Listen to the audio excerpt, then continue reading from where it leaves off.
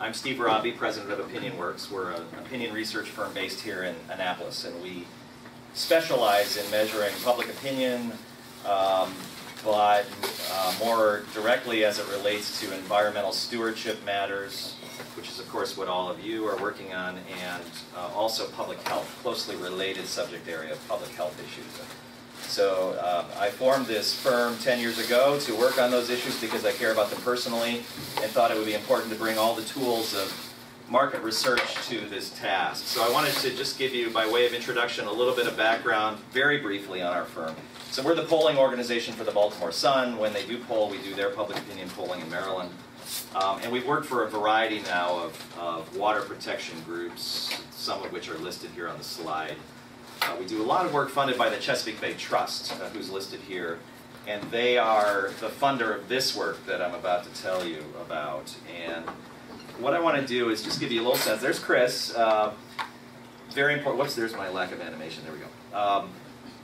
Chris really conceptualized this study initially. He and I got together based on his initial wish to take a look at his own report card, which we did last year through a survey of West Road Riverkeeper members and some general public and some opinion leaders, and then decided that it would be great to expand this inquiry out and look at report cards generally around the Bay and see how they're doing in terms of kind of friendliness to the reader and engagement. So really, you know, the frame of reference to this study is around those engagement issues. We're trying to, the Trust wants us to, and we were trying through this study to take a look at these report cards and make them accessible to the reader, whether that be the member of a water protection group or whether that be general public that we're trying to reach with this information, so that the end goal is better engagement of the public in these issues that we're all working on.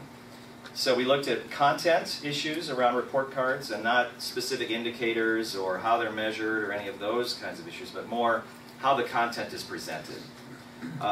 And then layout and design issues. And then finally, though it wasn't a mission of the project, we did get in a little bit to the idea of how should these be presented online, beyond just putting a PDF on your website and letting people go in and look at it. So there's obviously, as we all know, much better, more dynamic ways ultimately of presenting all this information online. We want this information to be shared, and so I'm pleased to be with you here today. So here's how it was done. I'm just going to have to zip through all these little animations, I apologize. So, two audiences. We were looking at members of water protection groups, and we were looking at general public, but the screen for the general public in this sense was people that are interested in environmental protection as a personal priority, people that also have some history of civic engagement through active voting, maybe through contacting their elected officials on the issues that they care about, and people who read things, so that they have a history of consuming information, because we want readers and people that are inclined, whether it be digital or print, to be in these focus groups so that we get some really good feedback. We want the type of people that would essentially be a target audience for the publication in the room. There were 6 focus groups around the state, around the Bay. 2 were held here in Annapolis and supported by the West Road Riverkeeper. So one group was among their members and supporters, and the second group was among general public in the watershed. We went over to Chestertown 2 nights later, working with the Chester River Association. It did the same thing. And then we went to Baltimore, a very urban area, of course, and looked at members and general public for Blue Water Baltimore.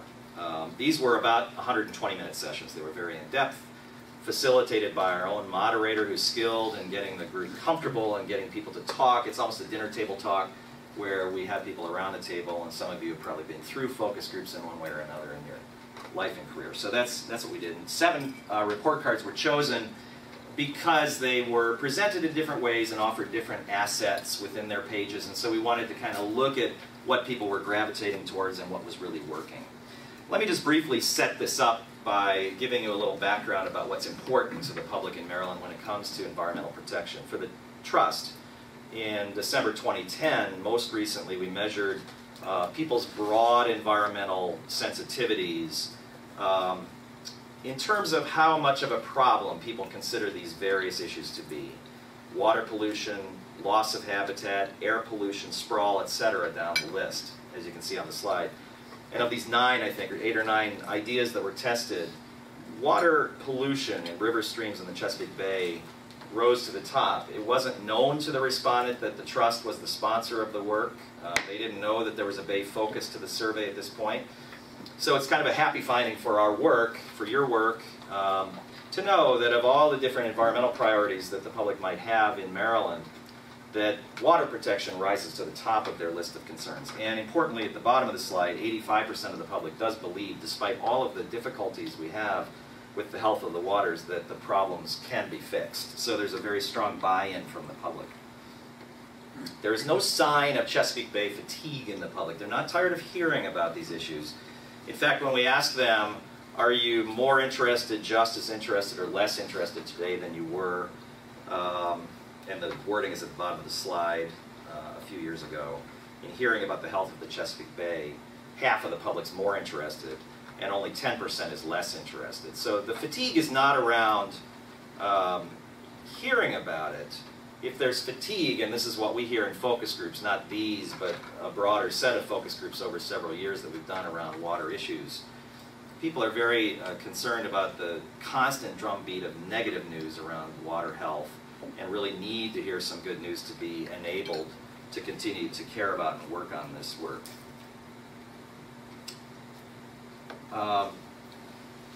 So, the public wants to be engaged. 85% believe that pollution in the waters can be fixed. That's from a Trust study. 52% strongly agree with the statement that's here on the screen. If I knew what to do to help clean up local waters, I would do a lot more. That's strong agreement with that. And that is a theme that runs through all of our work, is that the public is well-intentioned generally, wants to do something, and they quickly want to know what they can do. It's often true that the general public, even the interested, environmentally sensitive public, does not have a sense of what actions they can personally be taking to really make a positive difference. And so we make this relevant to this particular study by knowing that the report card can help by giving them actions that they can take. And we'll see that in a minute, but that's something that the public really wants to see out of this document. So let's go to the evaluation of the report cards, keeping in mind that our mission was engagement.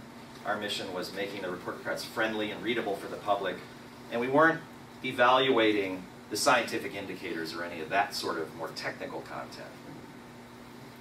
So first of all, there's a great interest on the public's part in seeing a clear grade for the local tributary. So these 2 examples, the West Road report card on the left and the Severn River report card on the right, respondents and focus groups pointed out these as 2 very good examples of where it's done right, where the grade jumps out at you and you can quickly see what the score is for that tributary. They'd also like to see trends. This is not always possible, but it's one of the first things they ask for. Well, is it getting better, getting worse? And we know from constant assessment of this question in different ways that the public generally sees the waters as getting worse or staying about the same. There's a minority of the public that sees waters getting better. We have seen some uptick in that better number of late, but generally the preponderance of the public continues to see the waters as not improving. And they really want some of that glimmering of good news, but regardless of whether it's good news or bad news, they're eager to know the trends. So this example from South River does a good job in their eyes of showing some trend information. They're little triangular arrow indicators that show a trend.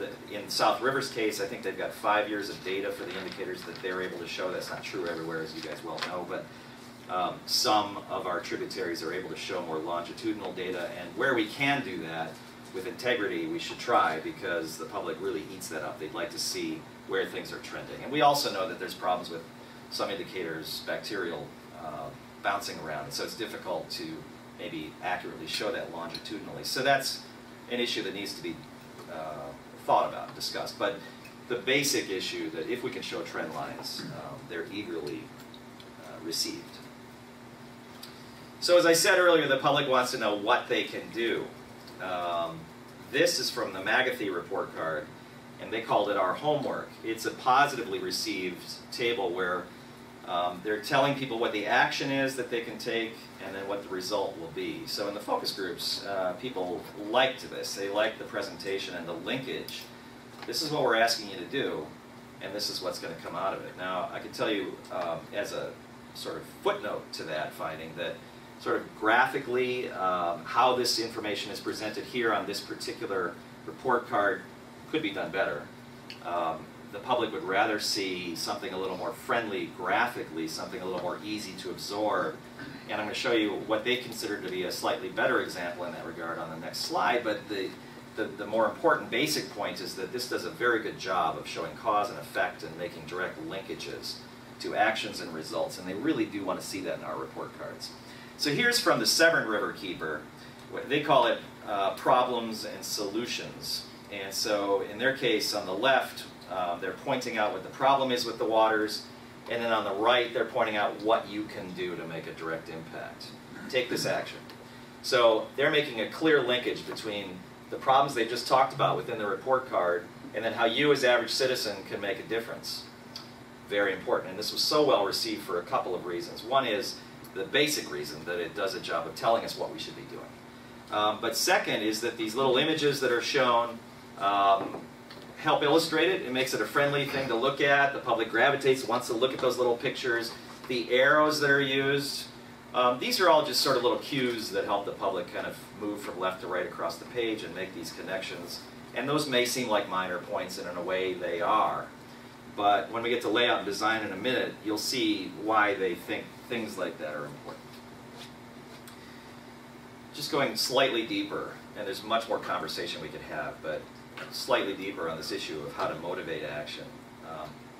They want to see what the quote-unquote $5 action is that an average person can take. So some of our report cards talk about significant things like living shorelines and conservation landscaping or planting trees, which seems very easy to all of us in this room, but for many citizens they just think that that's too hard or expensive or something. So many people want just an entry point. Tell me the simple thing I could do. That doesn't mean don't tell them the more complicated or difficult or expensive thing as well. But in the mixture of things we're asking them to do, we should make sure to include a couple of easy things that anyone can do without spending a lot of money. Because we want to get people on board. You want to open that door and get them engaged and going initially on this. And so this one respondent called that the $5 action. And so we want to include a $5 action or two. And second, importantly, we want to keep that list short. I think we're tempted to tell the reader everything we know that they should be doing. So give them a list of 15 things, because there's 15 different things you can choose from, like going to a good restaurant. You want to have a broad selection on the menu. But have you ever gone to a restaurant where there's too many things on the menu, and then you get a little bothered because you can't make a choice because there's lots of good options there? And that phenomenon actually occurs here. And so the public actually becomes overwhelmed. And we see this in focus groups. If we tell them too many options or too many things that they can do, even though they're all valid actions and things we want them to do, it becomes difficult to digest, and it becomes hard to make a choice, and it becomes impossible for them to figure out as lay people what's the one thing I should do. So though it's hard for us to be disciplined, I think that we need to tell people, here's the one or two actions that you can take. And if we can do that, and maybe year by year we can roll out different actions through our annual report cards, but in a given report card, if we can keep the number of actions that we're recommending pretty concise, then that will help us a lot. That Severn one that we looked at, I think only had 4. So that's the kind of a list that we'd like to try to have. Content-wise, including some locally appropriate information is much appreciated by readers. Here's from the Chester River report card, where they included a nice little piece about cover crops and gave the agricultural community some credit for doing some good things. And the readers, or the people around the table, even if they weren't agriculturally connected directly, obviously live in a community that is, and felt very appreciative for this content in the report card. So wherever we can, I mean in Baltimore where we've got a more urban setting, to be sensitive to the environment that we're in with our report card and to figure out a way to be locally appropriate is much appreciated by readers. Now briefly on layout and design issues. It's really helpful, and readers really want us to include photographs. These are 2 covers of report cards that do 2 different things that are both very highly valued by the readers. On the left is the West Road River report card from last year, where they showed a really pleasing picture of the water, almost an aspirational picture, even though the report card contains a lot of news that's not great, that on the cover to draw people in, to show this very aspirational image of the water was well received and got people inside. On the right is this picture from the South River report card of the osprey, and it's not that wildlife was used. What was really engaging about this photograph is that that bird is so unusual looking, and around these focus group tables, they speculated about its attitude, its personality. Was it a juvenile? Was it oily? Was it this? Was it that? So it's not that we want to show wildlife. In fact, we'd rather show people engaging with the water where we can in our report cards. But it's that this bird, this particular bird, looks like a person. It's got personality, and that was really intriguing to the readers.